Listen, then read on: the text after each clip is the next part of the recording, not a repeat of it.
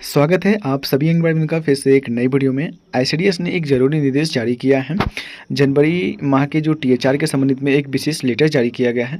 तो आप सभी आंगनबाड़ी बहनों से निवेदन है कि इस वीडियो को आप देखिएगा। इसमें आपको पता चलेगा क्या आपको एफआरएस सिस्टम जो लागू किया गया है जनवरी माह से, क्या आपको जनवरी माह में करनी है या नहीं करनी है। कई बहुत सारे यूट्यूबर जो है इसके बारे में बताए जा रहे हैं आपको यूट्यूब के माध्यम से, बहुत सारे वीडियो के माध्यम से। बहुत सारे लोग अभी प्रोटेस्ट कर रहे हैं, क्या हमारा जो एफआरएस है वो बंद हो गया है, क्या हमें जनवरी से नहीं करनी है। तो इन चीज़ों पर भी हम लोग बात करने वाले हैं। आगे सारा चीज़ आपको पता चलेगा। इस लेटर को देखिए, निदेशक हैं हमारे महोदय आईसीडीएस के द्वारा ही, जो प्रशासक हैं हमारे रीना कुमारी, संयुक्त निदेशक जो है वहाँ से जारी किया गया है। सेवा में सभी बाल विकास परियोजना पदाधिकारी यानी कि बिहार के सभी बाल विकास परियोजना पदाधिकारी को ये लेटर जारी किया गया है। लेटर दिनांक है 10/1/2025 को लेटर जारी की गई है।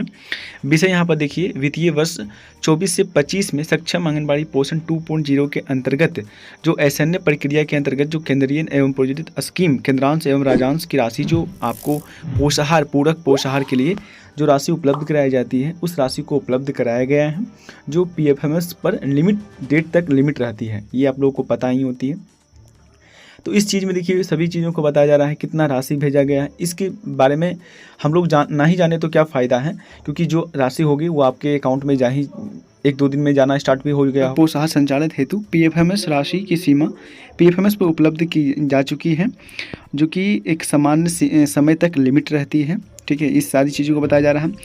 देखिए बहुत सारे लोग बता रहे हैं, इसमें ही बताया जा रहा है कि एफआरएस लागू होगा या नहीं होगा। तो आपको बता दें, राशि का व्यय आईसीडीएस निदेशालय के प्रश्न भारत सरकार के पत्रांक संख्या इतना इतना के अंतर्गत की जा रही है।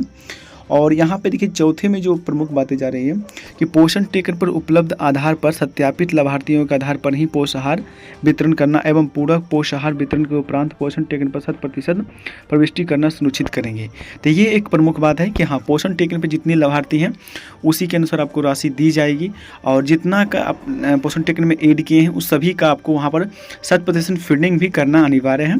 तभी ये माना जाएगा कि आपके केंद्र पर टीएचआर जो है डिस्ट्रीब्यूट किए गए हैं सक्सेसफुल।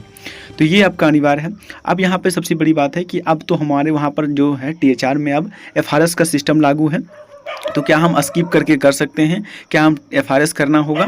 तो देखिए इसके लिए आईसीडीएस ने कोई विशेष लेटर नहीं जारी किया है कि आपको एफआरएस नहीं करनी है। उन्होंने बोला है जनवरी माह से आपका एफआरएस लागू है तो आपको एफआरएस करना ही होगा। इसके लिए आपको अब तैयार रहना ही होगा। ठीक है, अभी तक कहीं भी आईसीडीएस का ये निर्देश नहीं जारी किया गया कि एफआरएस को आप स्किप कर सकते हो। तो हमारे ओर से ऐसा नहीं कर सकते हम लोग कि एफआरएस आपको नहीं करनी है, एफआरएस आपको करना ही होगा। हालांकि इसके लिए प्रोटेस्ट किया जा रहा है, आपको आगे लेटर दिखाएंगे, पहले इसको हम पूरा देख लेते हैं। तो बताया जा रहा है सभी बाल विकास परियोजना पदाधिकारियों को माह जनवरी 2025 में पूरक पोषाहार मन लिमिट राशि की जा रही है। बाल विकास परियोजना पदाधिकारी को जिम्मेवारी मिलेगी कि अपनी परियोजना अंतर्गत सभी आंगनबाड़ी केंद्रों पर पोषाहार दी गई लिमिट राशि जो आवंटित करवाएंगे। ये सारा जिम्मेवारी जो है आपके डीपीओ सीडीपीओ के होंगे। बाल विकास पदाधिकारी को उपलब्ध कराए गए लिमिट के विरुद्ध पीएफएमएस उपलब्ध अवधि राशि जो है इतना इतना राशि अपडेट कराई गई है। वो राशि जो है जल्द से जल्द आपके खाते में जाएंगे, और नहीं जाने के केस में आप लोग जानते हैं जो पैसा जो है वापस चला जाता है। तो इस तरह के जो है लेटर जारी हो चुके हैं आईसीडीएस का, यानी कि जनवरी माह का जो आपका पोषाहार का जो आवंटन है वो जारी हो चुका है। 2 से 3 दिनों के अंदर आपके खाते में जाएंगे। तो इस हो सकता है कि आपसे टीएचआर का जो है डेट भी जारी हो जाए।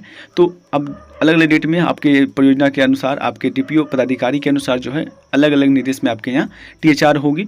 लेकिन एक ही नियम होगा, एफआरएस सिस्टम जो है अभी ख़त्म नहीं किया गया है। हालांकि इसके लिए कि प्रोटेस्ट किया जा रहा है।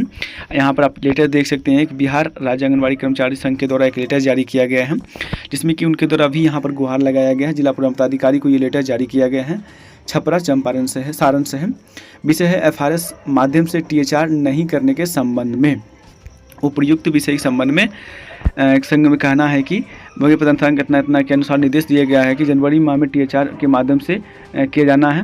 एफआरएस माध्यम टीएचआर करने की सेविकाओं को काफ़ी कठिनाई का सामना करना पड़ेगा, जैसे कि लाभुक को पास मोबाइल नहीं है, उपलब्ध कराना ये ज़रूरी है। घर घर वो जो नई दुल्हन हैं वो नहीं आते हैं, उनके वजह से भी बहुत सारी तकलीफ़ें होंगी। और यहाँ पर पीडीएस सिस्टम लागू नहीं, यानी कि ऐसा नहीं है कि उनके सभी फैमिली का एक से लिंक है तो हम लोग नहीं देंगे, क्योंकि लाभार्थी आएगी तो ही हम राशन दे पाएंगे।